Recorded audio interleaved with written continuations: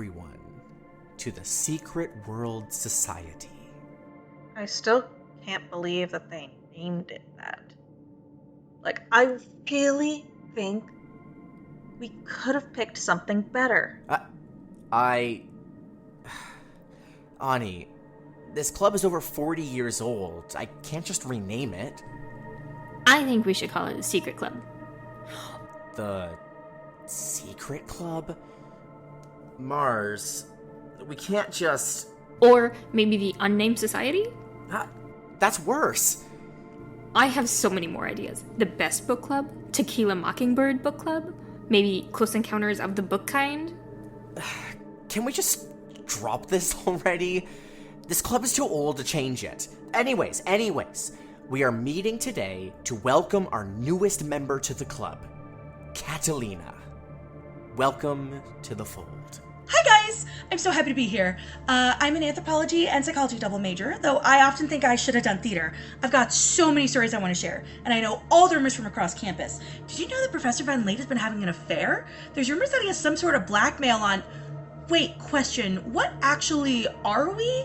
Mars just told me about this super cool and secret club, and now I'm here? Well, He doesn't actually know. I mean, we lost the actual, original existence of the club. I want to say 27 years ago, at least. The rumor has it that the founder actually died and took the secret with them. Hey, look, I tried to get the library ghost to reveal its secrets, but it won't tell me anything. Yeah. Because ghosts don't exist. Anyways, we're a secret club here in the university. We seek to bust all the school's secrets. I swear, there is definitely something weird happening, and I've been trying to crack it. We really set up today's meeting to discuss exactly that.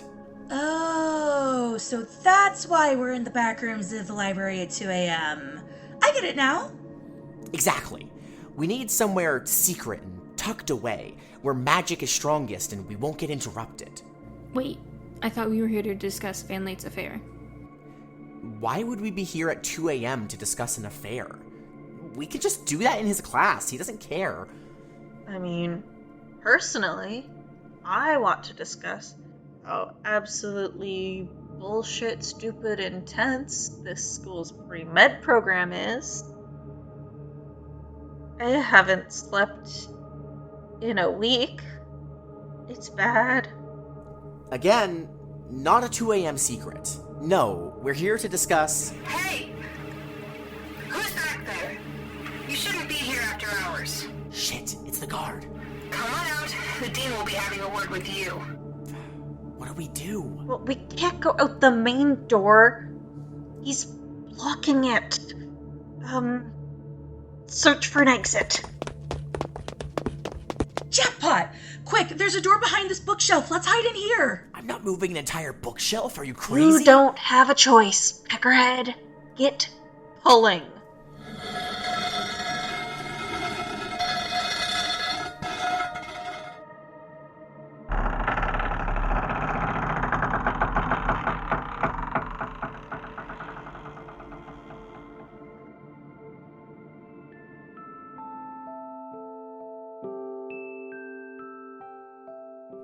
Whoa. What the? This is... amazing. This room must be at least 50 feet high, if not higher. I can't even see the other end. The ceiling's lost in shadow. The shelves are stacked as far as the eye can see. I swear, it goes on forever. No way. How do we have a library this big inside of our library? Like, why do we have an entire extra library in our own library? The door must have been a portal, like some hidden dimension of books. No. Portals don't exist. This has to be something else. Like, maybe we entered another building behind the library? The meal hall is behind the library. This doesn't look like that. Okay. So then, maybe it's a secret annex, a forgotten wing. Look around. There's books beyond what the eye can see. This place could never fit. Hey guys! What is that? Is this normal? What? Oh! Oh, cool. It looks like a storybook creature. Cool. That's that monster. No, that's totally not a monster. Look, it's just a human with 6 arms. All it's doing is shelving books. And over there, a cloaked man with a lantern for a hand. He's showing someone where to find books. An entire world behind our library. This is amazing. Shh. First time. Guys, this is a library. Go explore, but keep it down. Right, sorry. Okay, guys, we need to figure out what's going on. No, we need to be going home. I have a test tomorrow. Come on, there's no way you aren't curious. Look, how about we take just 2 hours to explore this place and see if we can figure out where we are and, why. Let's meet back here at the school door with what you find, okay? Fine. Yay, an adventure! And, Catalina, consider this your induction. Got it?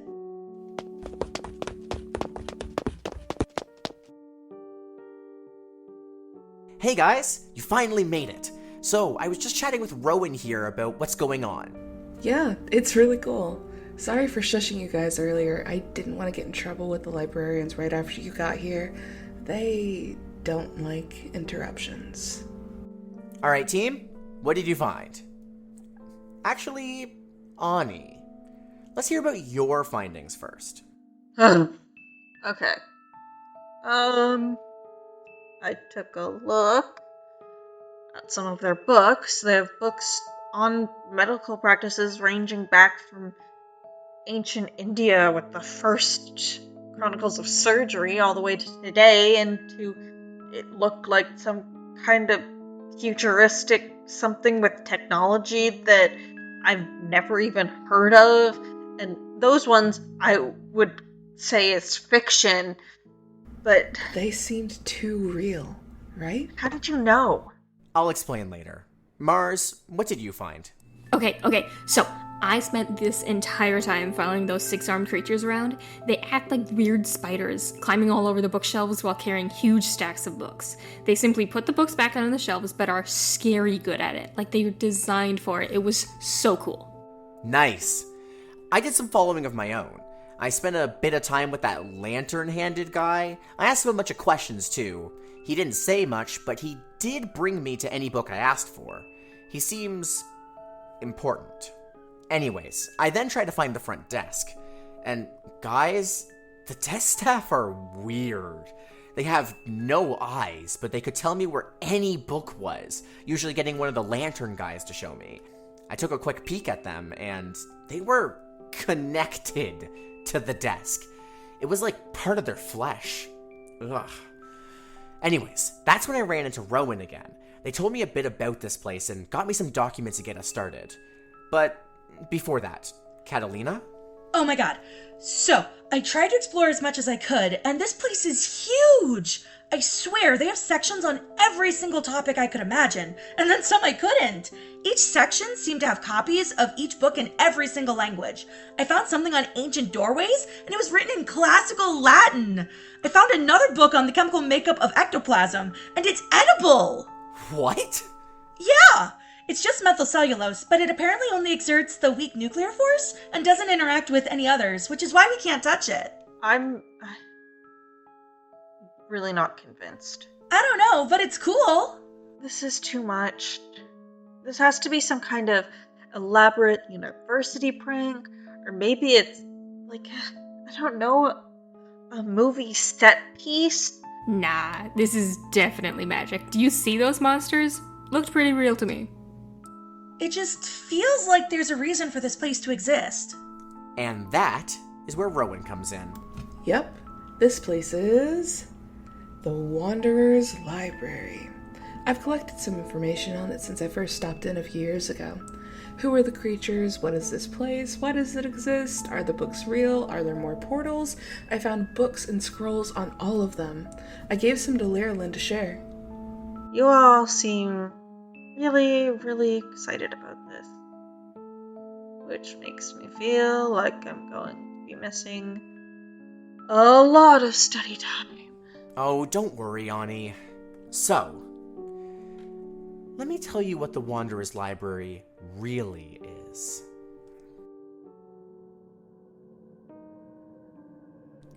The library is a place that exists outside of normal space, containing almost every book ever written and many that never were.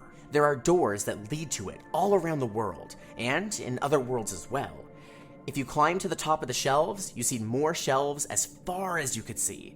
There are walls, there are limits to it, but it's far larger than any man-made building.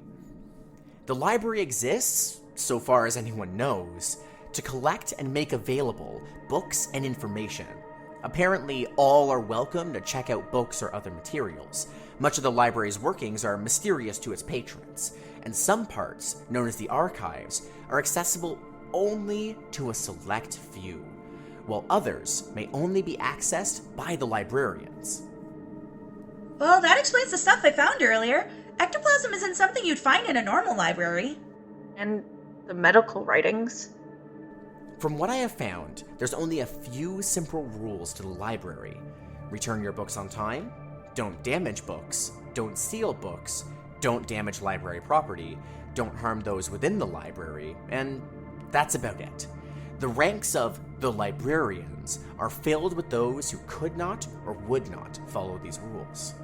That sounds made up. So did this place about 2 hours ago? So, don't steal, don't stab anyone, and don't explode anything. Got it.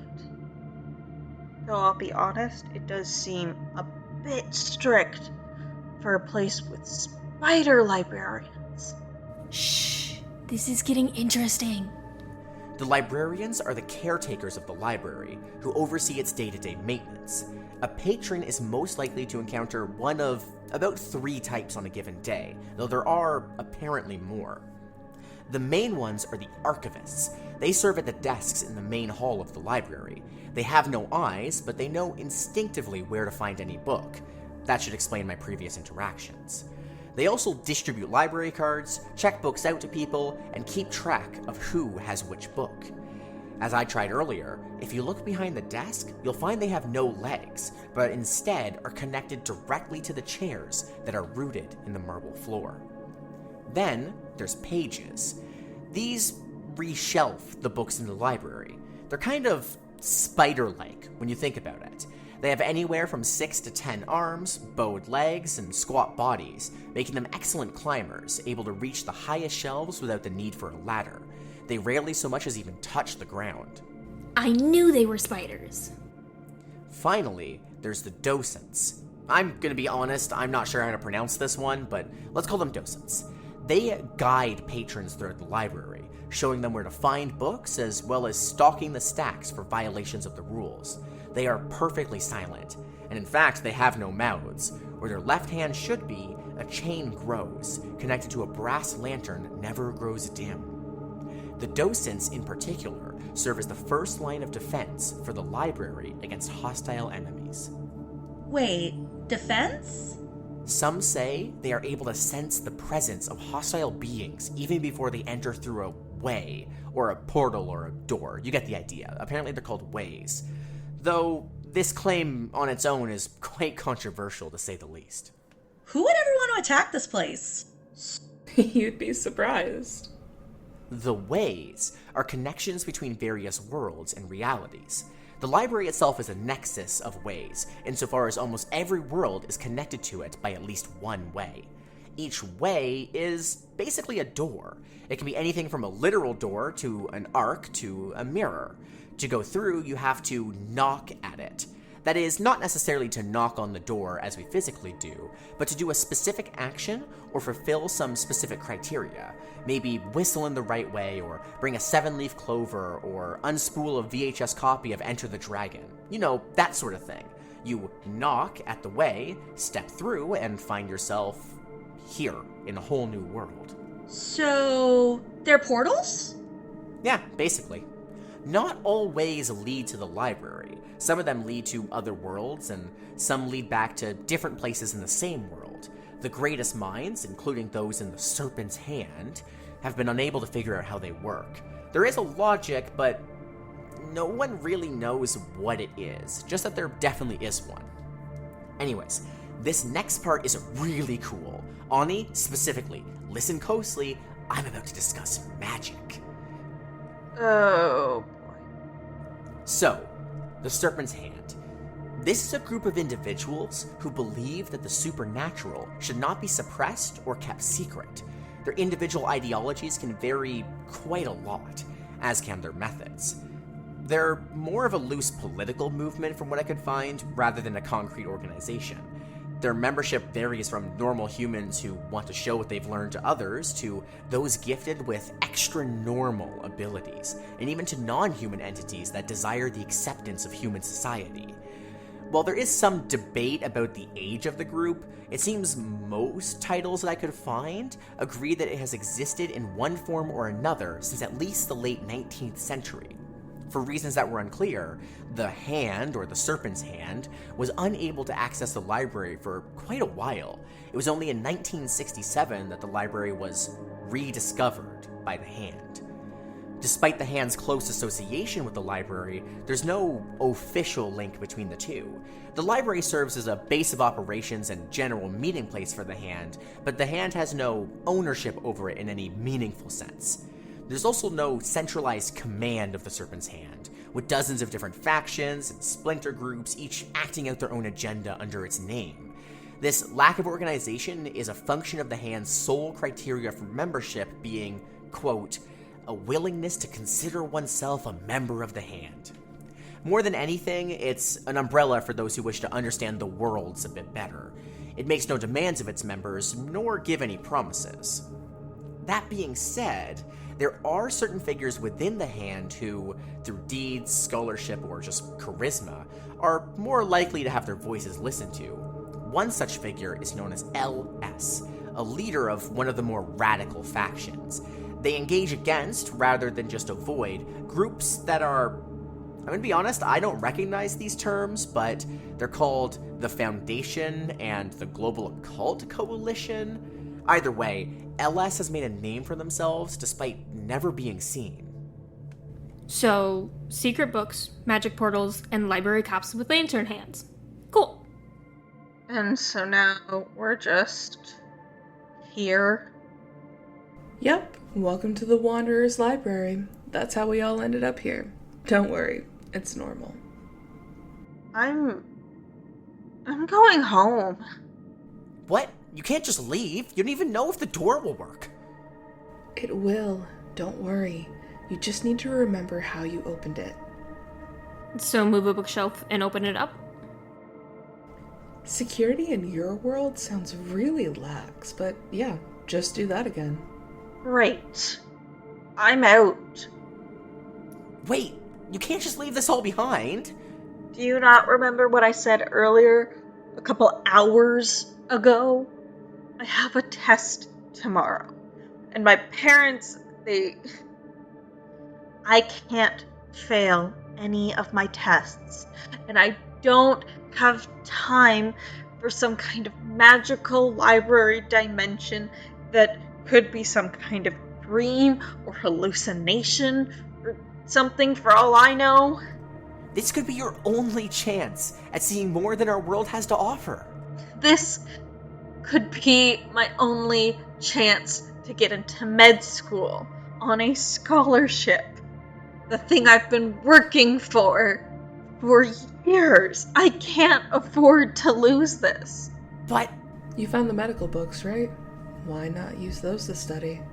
Oh, yep, I'm gonna ace all my classes with books from the past and the future and goddamn sideways dimensions.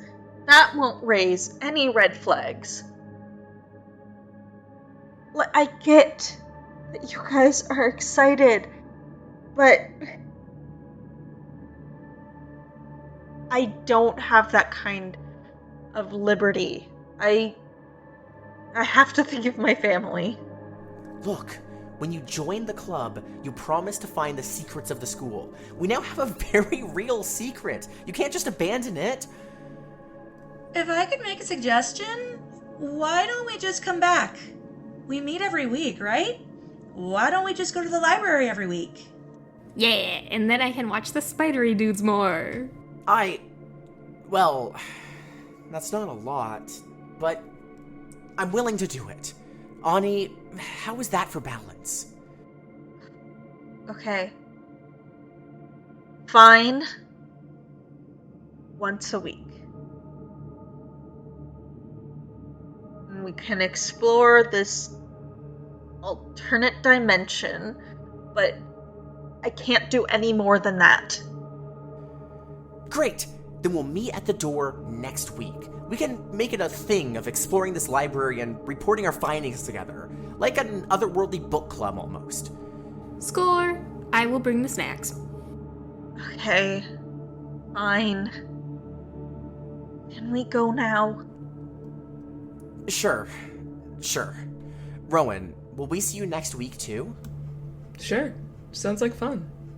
Alright, we'll see you then. Okay, everyone? Let's go.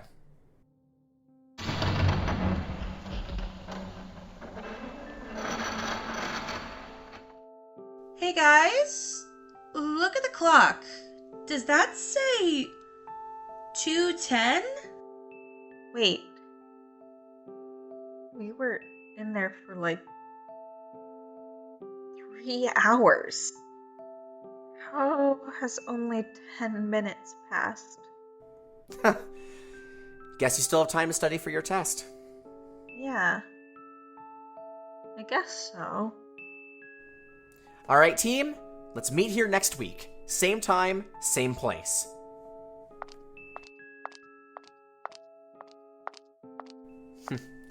I guess the name Secret World Society really was appropriate, huh? Oh. I hate you.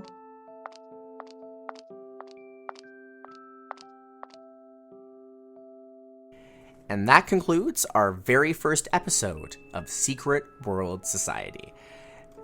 My name is Gaia. I am the host of the show. I play the role Lirulin, and I just want to thank you so much for watching. As we close out right now, I would like to give a shout out to all of the people involved in making these episodes, particularly my co-producers Kit and Moss, who played the roles of Ani and Mars, who helped make the show possible. I'd also like to thank Esme, who played the role of Catalina, Peach, who played the role of Rowan, and Emily, who played the role of the guard that you heard early on.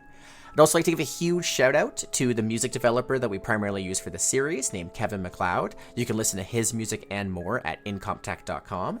And I'd also like to thank the author of the article that we read today.